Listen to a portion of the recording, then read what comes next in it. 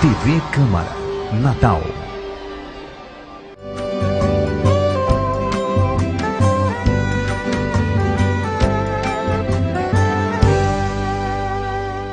Que eu nunca tive nenhuma pretensão, nenhuma precocidade, nada em relação à literatura, pelo contrário, eu não tive nenhum estímulo para escrever literatura, até porque no colégio era proibido se pensar em literatura, literatura era pecado, romance era pecado, poesia era escolhida para a gente ler aquilo que não falasse amor. Zila é uma pessoa original, né? Mas sem dúvida nenhuma que a grande poesia brasileira teve influência sobre ela. Teve influência o movimento de Pernambuco, o movimento de 45 em Pernambuco, poetas da estatura de Mauro Mota, e o máximo da poesia brasileira na época, que era Manuel Bandeira, e que talvez ainda seja hoje. Zila da Costa Mamede nasceu no dia 15 de setembro de 1928 em Nova Palmeira, na Paraíba. Lá viveu pouco tempo de sua infância, mas era local recorrente de férias e memórias de sua família. Nós éramos 7, mamãe teve 10 filhos, mas somente 7 ficaram para contar a história junto com eles. E eu lembro assim, mais da infância já em Currais Novos, porque quando nós nascemos em Nova Palmeira, mas quando fomos para Currais Novos, eu era muito pequena, tinha somente 3 anos, Zila tinha 7 anos. Gostaria que Nova Palmeira, a vila fundada pelo meu avô e pelo meu padrinho de batismo, fosse no Rio Grande do Norte. Ela era uma vila, era uma fazenda, uma vila, hoje é mais um município brasileiro. Mas não é como município, e sim como o sítio do meu avô, que ela permanece na minha geografia sentimental. Zila se considerava uma genuína potiguar, para onde os pais se mudaram em busca de boas oportunidades. Com o início da Segunda Guerra Mundial, a família Mamede se mudou para Natal, onde o pai participou da organização da Base Aérea de Parnamirim e os filhos puderam finalizar os estudos. Zila estudou no Colégio Imaculada Conceição. Lá nasceu o desejo de ser freira. Ela teve essa vontade muito grande, mas nossos pais não sabiam, né, desse interesse dela para ser freira. Zila aprendeu a ler com a mãe quando viviam ainda na Paraíba, mas quando terminou os estudos é que começou a se interessar pela literatura. Foi quando morou com o padrinho Francisco de Medeiros Dantas em Recife que Zila recebeu orientações sobre leitura e conheceu grandes obras da literatura.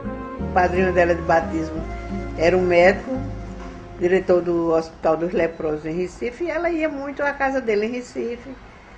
E ele foi quem ficou com toda essa história, né, que foi quem assistiu, deu assistência a ela durante esse tempo em Recife, e aconselhou, não é, para ela fazer muitas leituras. Achou que ela, com relação à vida, era muito inocente.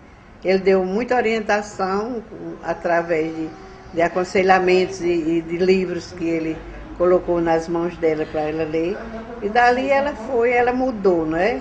No início da década de 50, Zila escrevia diariamente suas poesias para o jornal local Tribuna do Norte. No dia 26 de maio de 1952, publicou no jornal Diário de Natal seu primeiro grande poema, Mar Morto, que recebeu grande elogio sobre a nova poetisa que nascia.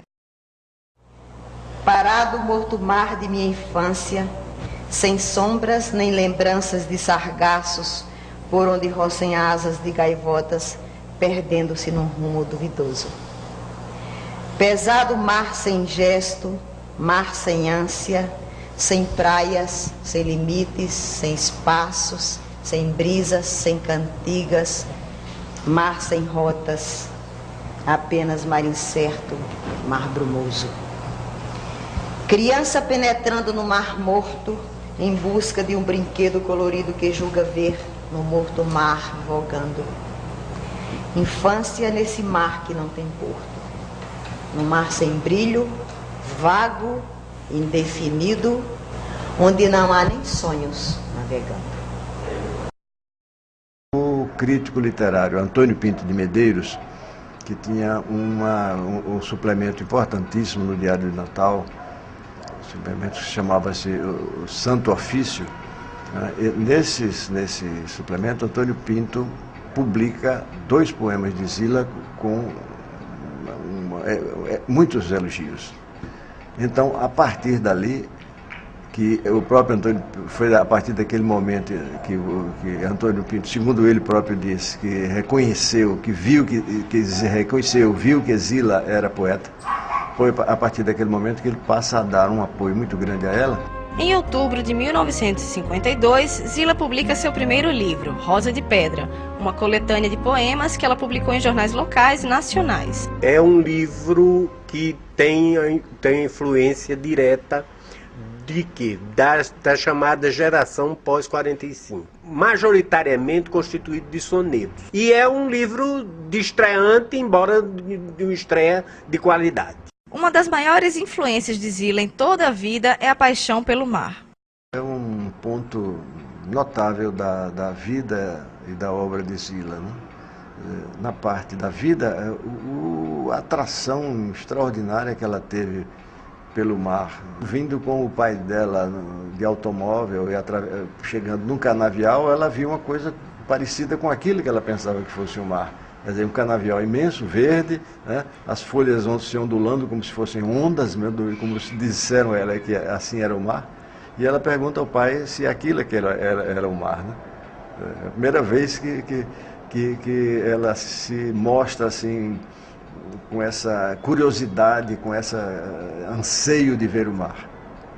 E igual não foi a emoção dela ao chegar no Recife pela primeira vez, estar na frente daquilo que ela seria uma das grandes paixões, uma das grandes emoções da vida dela. A sensação que eu tive é de que se eu parasse muito tempo ali naquela calçada do Pina, de repente o mar ia virar, emborcar e me engolia. Eu tive ao mesmo tempo uma sensação de deslumbramento e uma sensação de medo. Era grande demais para que eu estivesse ali perto dele. Era uma coisa que aparentemente me sufocava, me atraía. E talvez tenha sido até muito bom que eu não tivesse entrado no mar naquela ocasião, porque possivelmente eu me apavoraria com a grandeza do mar. Entre 1955 e 1956, a poetisa fez o curso básico de biblioteconomia na Biblioteca Nacional do Rio de Janeiro. Voltando a Natal, assumiu cargos em bibliotecas locais até ser fundada a Universidade Federal do Rio Grande do Norte em 1959, e Zila foi nomeada chefe do Serviço Central de Bibliotecas da instituição. Depois disso, fez um curso na área nos Estados Unidos, iniciou um mestrado em Brasília e organizou e implantou a Biblioteca Pública Câmara Cascudo no ano de 1969.